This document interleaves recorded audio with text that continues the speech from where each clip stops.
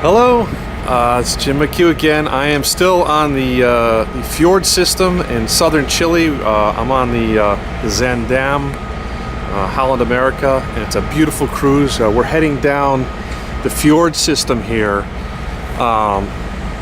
very slowly. This particular part we're going on is very, very shallow, so the captain has to go almost to a crawl to make sure that they navigate the bottom of this fjord, but it's absolutely breathtaking. As you can see, the clouds touching the top of the mountains on the I should say port. Is it port, stern, bow, all the way around us?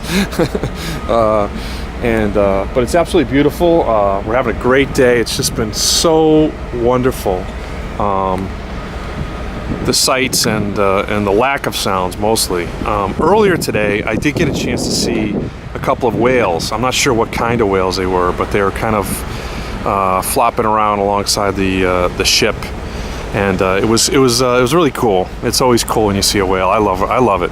Whales and different sea beasties. But this is I'm up on the 9th deck here, walking along the top, just kind of checking it out.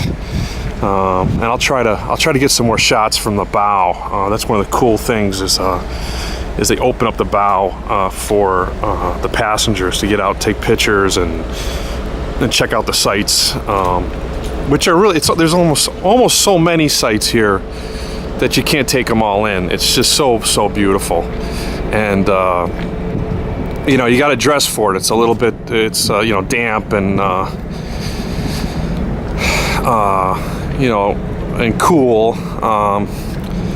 Kind of think of it as sort of like when you go in the summer to Alaska. Those of you who have been to Alaska, you'll see people wearing, rain gear a little bit, and hoodies and stuff underneath to keep warm. But this is just such a great cruise. I'm just so grateful that I got booked on this. I didn't even know till like a month ago I was going to be booked on this cruise, and couldn't be happier. Just wonderful. All right, so I'm going to check out some different angles, and I'll report back from the fjord system in southern Chile, or Chile. Turned around, we went into what's called Iceberg Fjord. Iceberg, to see the Tempanos glacier. Tempanos actually means iceberg in Spanish. Oh, see, I didn't know that. Isn't interesting? So we went to see a beautiful glacier, and we actually saw some calving. This is a glacier, a tidewater glacier, but almost not a tidewater glacier. Tidewater glacier that comes down out of the mountains and kisses the sea. And this glacier is receding a little bit, so only part of it is touching the ocean. The rest of it's on bedrock. And because of that, glaciers are always moving forward. Right. They're like a conveyor belt. But we don't often see calving down here, so we were lucky enough to see a big piece of blue ice fall down. I saw it. Almost in slow motion and hit the water, boom. Yeah. And that was beautiful. It's Great. a pretty stable glacier. It's not receding nor advancing very much. You can tell that by just looking at it. It's got a little bit of ice and some pretty good sized chunks of ice.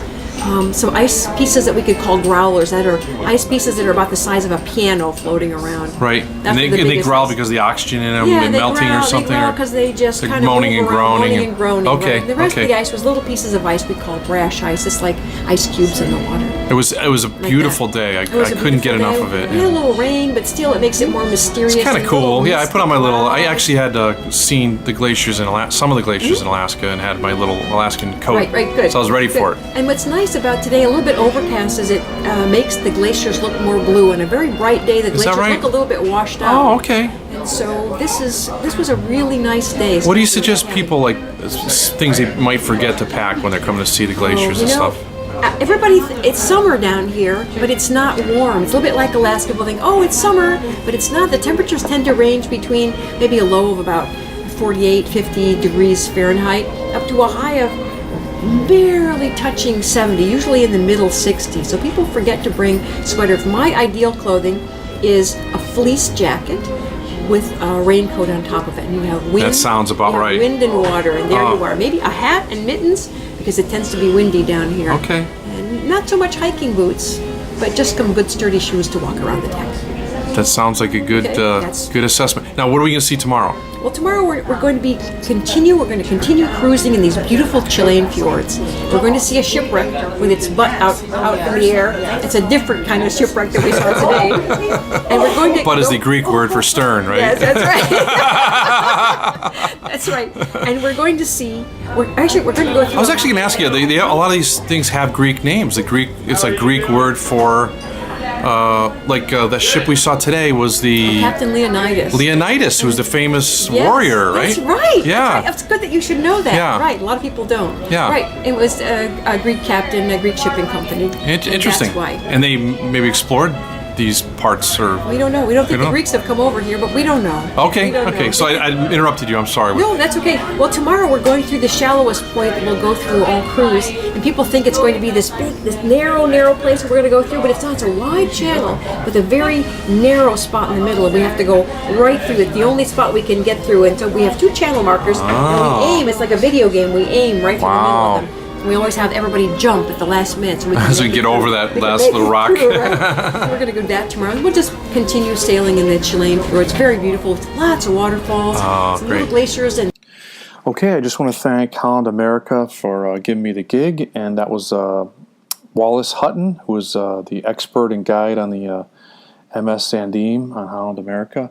And I know this is kind of a first draft for me, so I hope to get better at these. And if you like these kind of videos, let me know you do, or let me know how I can improve. And if you like my channel, please subscribe. Thank you.